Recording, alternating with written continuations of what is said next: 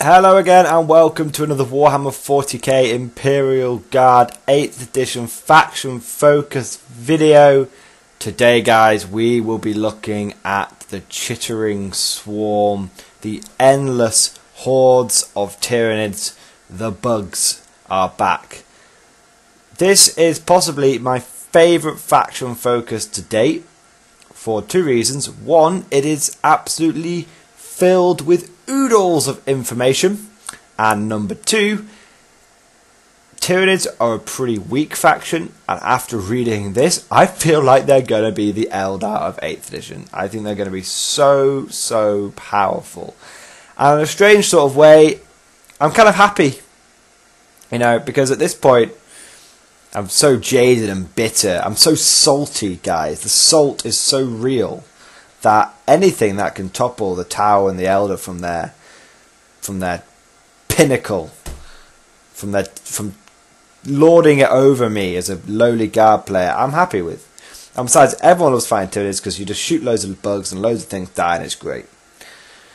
But let's get into it. Why am I saying that Tyranids are going to be amazing? Well, let's go through the article logically. Number one, let's look at the Swarm Lord, guys. The Swarm Lord is a big bug. He is quite literally the leader of the Swarm. He ripped Marnius Calgar, the chapter master of the Ultramarines, he ripped all his arms and legs off or something crazy. Like, he is meant to be able to go mano a mano with any character in the 40k universe. Even Primarchs are going to be, you know, we've got to be careful around this guy. In the fluff. And now on the tabletop, it's going to be true too.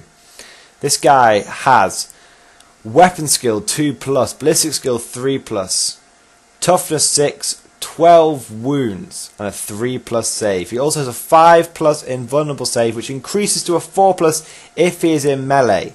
Now, if he is on 7 to 12 wounds, his movement is 9, his strength is 8, and he gets 7 attacks. If he's on 4 to 6 wounds, he's got 7 movement, 7 strength, and 6 attacks. And if he's on 1 to 3 wounds, if he's on his last legs, he has a paltry 5-inch movement, a mere 6 strength, and a mere 5 attacks. Let's not forget that the AP on the Swarm Lord's attack are now -3, and each attack does D6 wounds a pop. D6 damage a blow. Wows, guys, wowzers. He is going to carve through any Imperial Guard unit. Pardon me. Any.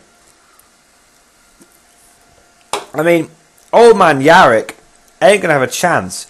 Tanks ain't going to have a chance. This guy is going to rip and tear like there's no tomorrow. He's going to take down Imperial Knights.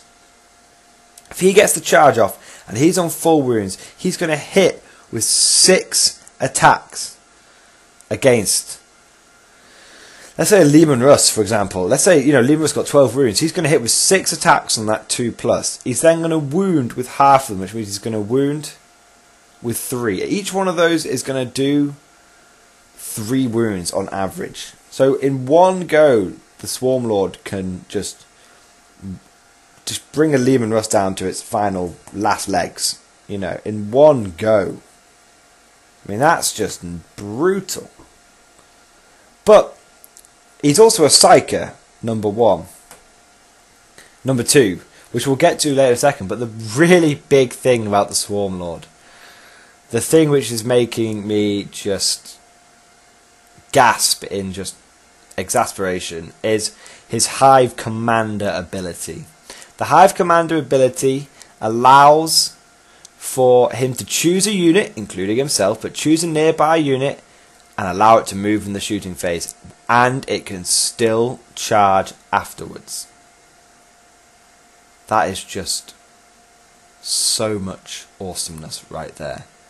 So much awesomeness. I mean, that means, you know, you've got a unit of Hormagaunts. There's two ways to look at this. On the basic level, if you've got a unit of Hormagaunts and you move them 8 and then you Hive Commander them another 8, that's 16 inches. They're going to be pretty close to the front lines. But a really good combo like an insane combo, which is going to be, I guarantee, in every single Tyranid list in 8th edition for a while to come. You're going to have Swarmlord plus Trigon plus Gene Stealers, 20-man blob.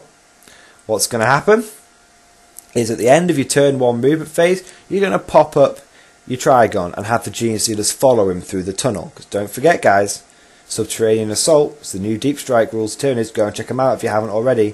It means that the Trigon now deep strikes with no scatter within 9 inches of an enemy. And a unit follows him through his tunnel and must deploy 3 inches around him. Again, no scatter.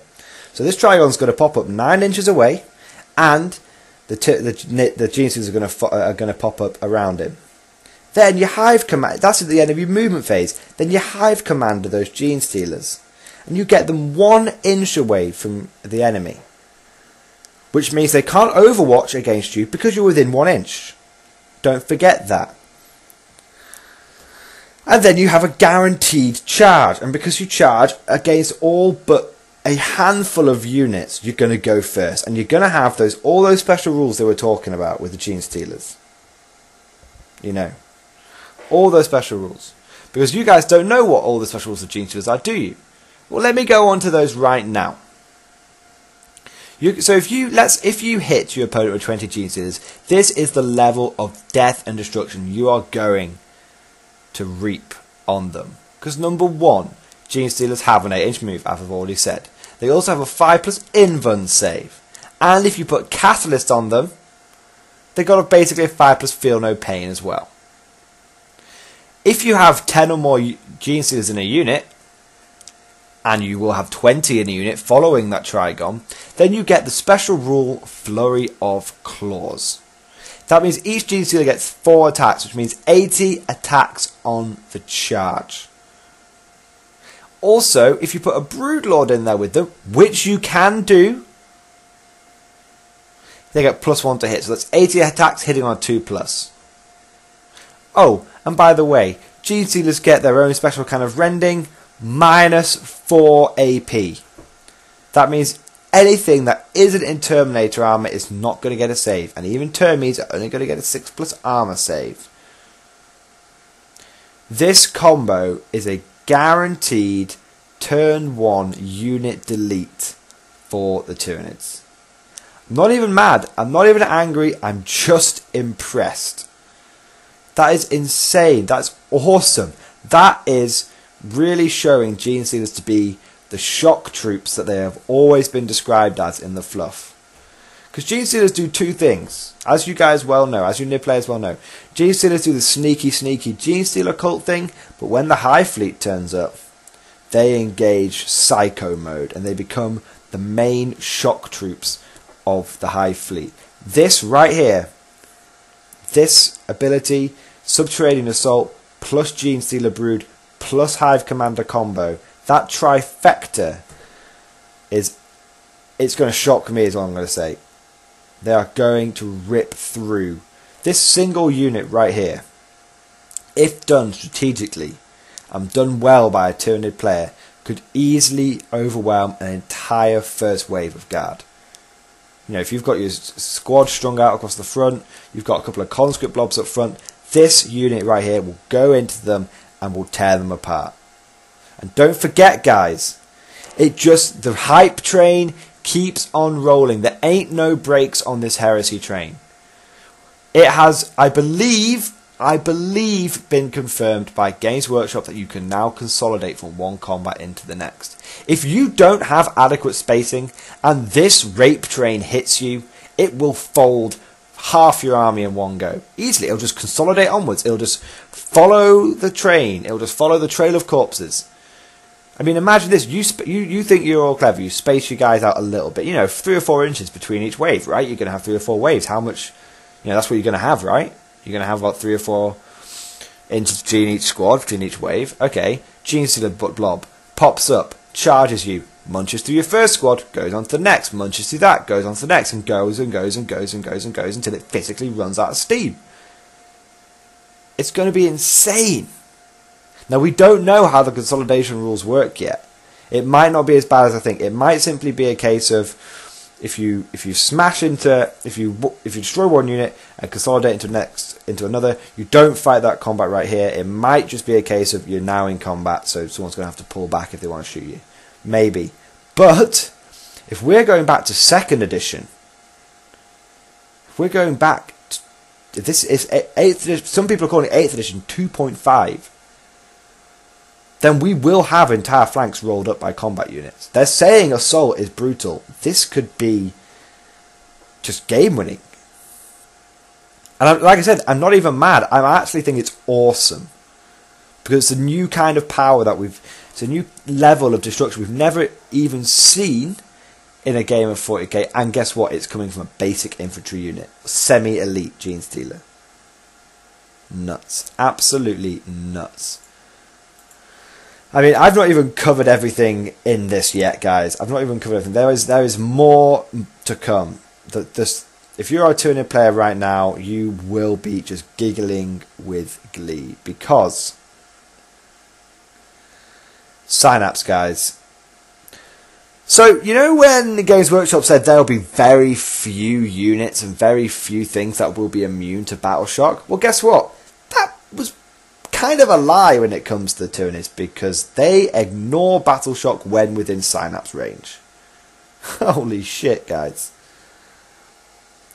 So the one thing that was keeping Horde armies in check, you know, losing half your blob to a bad Battle Shock phase, poof, goes away for the Tyranids, which is how it should be. Because if you go back and look at the description for Battle Shock, it says represents wounded comrades being dragged off, or people getting scared and running away. Well, guess what? Tyranids don't give a shit about wounded comrades. Just more food for the fire, more food for the engine, and Tyranids don't get scared under the influence of the Synapse creatures. So they shouldn't be suffering from Battle Shock. So crazy, absolutely crazy. Games Workshop have explicitly said at the end of this article, bring on the horde of little Gribblies. And I can believe it, because this is what we're going to have to be prepared for, guys. This is what I can see as the #1 straight off the bat strategy for the Tyranids. Okay, let's cast our minds back. Let's bring together little bits from different articles all over the place, but let's cast our minds back to the detachments reveal. And in that reveal, you could see that there, you know, if you took a large battalion or brigade, you had access to a hefty chunk of heavy support choices. You know, 3 to 5 heavy support choices is looking like the minimum. Let's say that a Tyranid player takes 4 Trigons. That's pretty good, right? He takes 4 Trigons, and he takes 3 Hive Tyrants, one of which is the Swarm Lord. Now the other two the other two, we don't know this yet, the other two may also get the Hive Commander ability. You might have to pay for it as an upgrade. But even ignoring even ignoring all the Hive, let's assume you've just got that one Swarm Lord then. So you've got your one Swarm Lord, you've got your 4 Trigons, and you've got a couple of maybe a unit of Gene Stealers, maybe 1 or 2 units of Gene Stealers and 1 or 2 units of Hormiguns. You're guaranteed that those Trigons are going to pop up turn 1. Poof. This is not even that'll only be like 1,000 points, by the way, guys. Everything I've described there will probably only be 1,000 points. But imagine this: 4 Trigons, they pop up. 3 or 4 of these Trigons, they pop up. Now you've guaranteed that one of those units is going to get into combat with you.